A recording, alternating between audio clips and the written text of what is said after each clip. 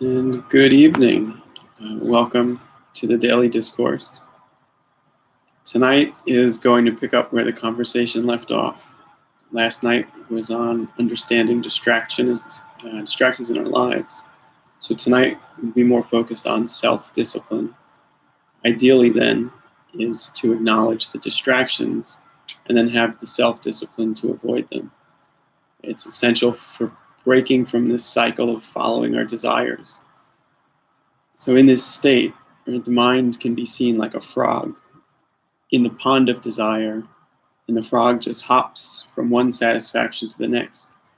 The idea here being to totally leave the pond of desire, or as best we can, prevent that cycle of hopping from one lily pad of satisfaction and pleasure and self-seeking to the next. Acknowledge that cycle so we can break from it. I think a good way to make this more digestible is to talk about food.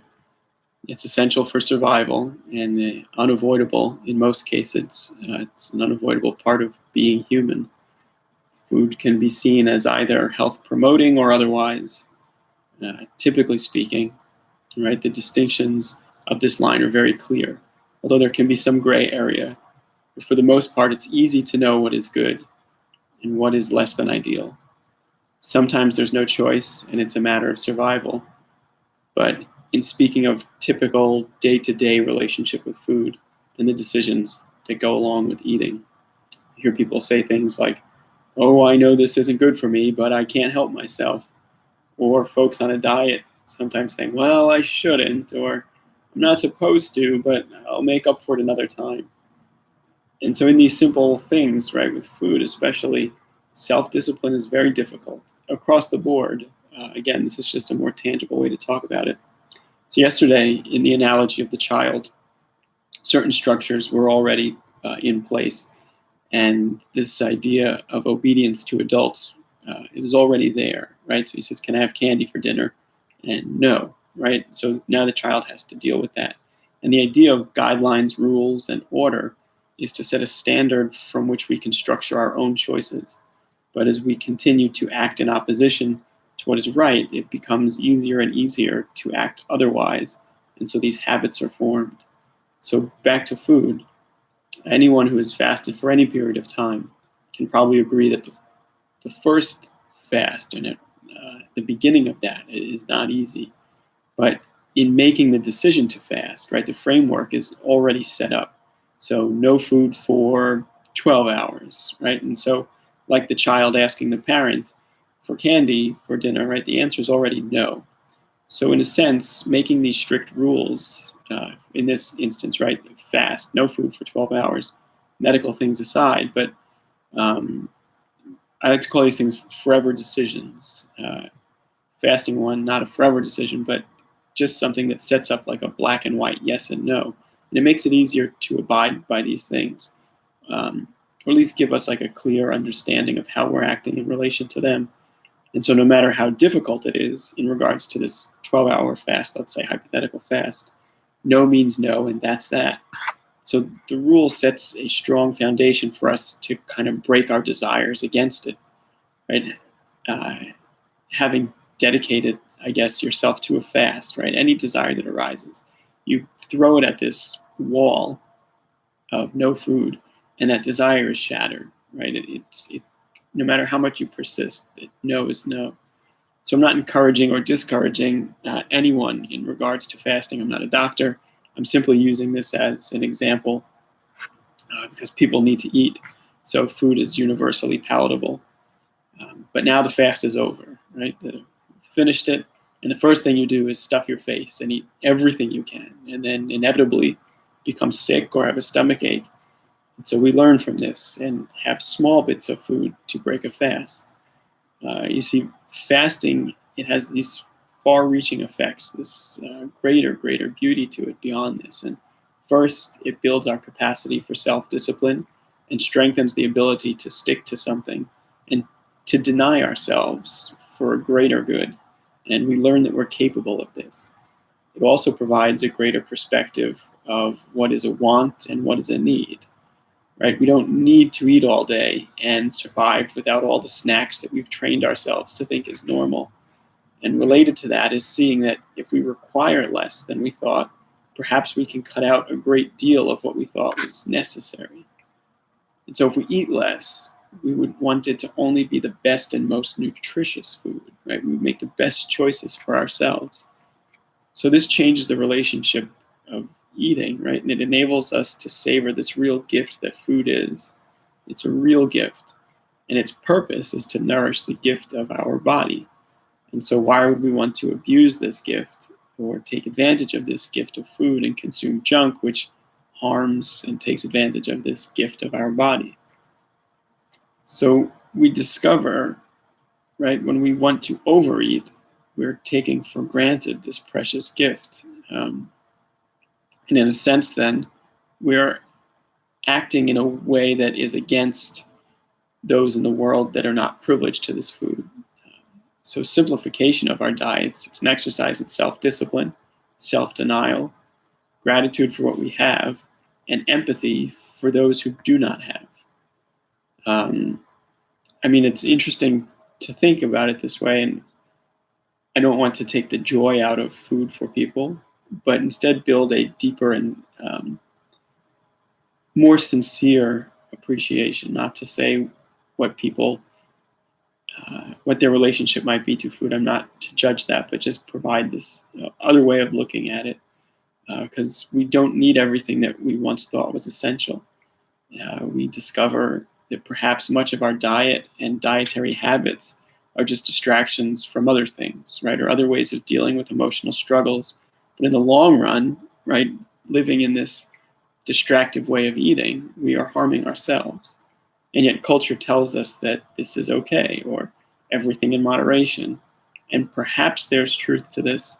But again, when the scales are so offset like they are in our culture, or at least as I see it, it's difficult to establish a real middle ground to base moderation off of. So when the perspective of food is transformed, there's this natural urge, want to be involved in the preparation of it. Because when you see it as a gift, you want it to be this caring, loving thing, and you want to be involved in it and to treat this beautiful gift from point A to point B. And in the process of preparing what we eat, we can be involved in that, to put that love and appreciation into cooking. And the same with eating in front of the television or in the midst of a conversation. It takes away from the true grace that is taking place, which is the gift of eating something. So imagine someone gave you a gift. Would you, or you give somebody a gift, right? Would you want them to open it in silence, focused on the moment and contemplating the love and thoughtfulness that went into it and being filled with gratitude with the anticipation of what this thing is? Or how would you feel if you gave someone a gift and they opened it without even looking at it, just kind of, nonchalantly, eyes fixed on the television while simultaneously having a conversation about something that is maybe not incredibly necessary, or where words don't need to be? So as we shift this appreciation to what the food is, what eating is, right, this greater appreciation unfolds within us. And the simplest things then start to bring us satisfaction. I know this sounds extreme, but perhaps I wouldn't discourage anyone from enjoying a meal in silent solitude every so often, if possible, and really think about the act of eating and really enjoy the taste and contemplate how the food is helping your body. You're filled with gratitude for the opportunity to eat and a love for the entire process of that food getting to you. It's a real miracle and a real blessing. And then pray for those that do not have that luxury. I know everybody has different circumstances, but whatever your situation, try and really think about how lucky we are to have access to the food that we do. Just eating compulsively and impulsively is perhaps taking that gift for granted. So similar to learning to appreciate each day that we have and not taking tomorrow for granted, it has that same effect. We spoke about that more yesterday, so won't go into it too much today, but the two are very similar. That was a bit of a tangent, but it's still relevant because a little self-discipline goes a very long way. And it's part of a longer process which develops these loving qualities within. So, which in part, right, they take the place of the qualities which led to distracting behavior. Something as simple as food, it has this incredibly transformative internal effect on emotions and behaviors. So, what about something like social media? Try and fast from that for 6 hours, 12 hours, maybe a weekend. Try to really appreciate where you are in physical reality. Take time to slow down and enjoy the gift of the day that you have. Maybe doing something without the urge to broadcast it to everybody you know. This might help a person really develop an appreciation for what they are actually doing. Not to be impractical, but this too can transform us longer term. Just sit quietly, knowing that the phone is going to stay off, similar to having that wall up in a fast until the next day. So instead of impulsively filling our minds with noise, you can just sit and breathe. You can notice the light in the room, the smells in the air, the feeling of your feet on the floor.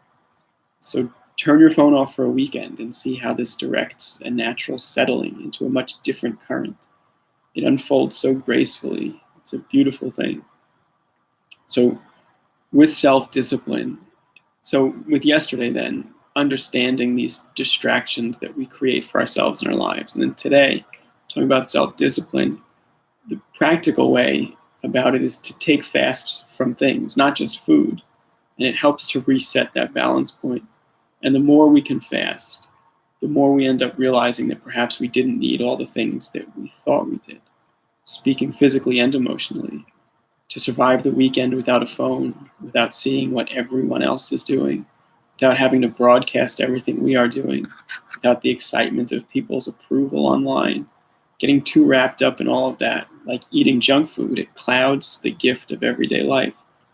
I understand that all of these things may have their benefit and purpose, but again, I do not want to discourage anyone from taking a massive step back and to see everything from that step back, just a different vantage point. And all of this requires self-discipline. So as we engage our lives this way, the physical fasts that are undergone, they transfer seamlessly to the fasts from our unsettled internal lives.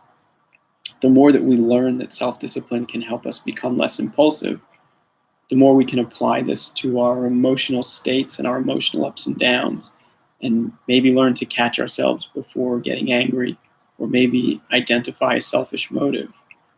Processes are all related, but I guess we can talk more on that specifically at another time. It's not easy, and that's because much of this is so different than how society acts and tells us is okay to act and behave. But changing ourselves is so important. It's very difficult, but it's what we're called to do.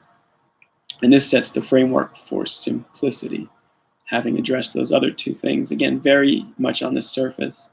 And if anybody wants a deeper explanation of anything or any questions or a topic you want me to talk about, which I can do to the best of my ability, let me know. But otherwise, with this framework for simplicity set up, that's what we'll talk about next time. So as always, thank you for listening.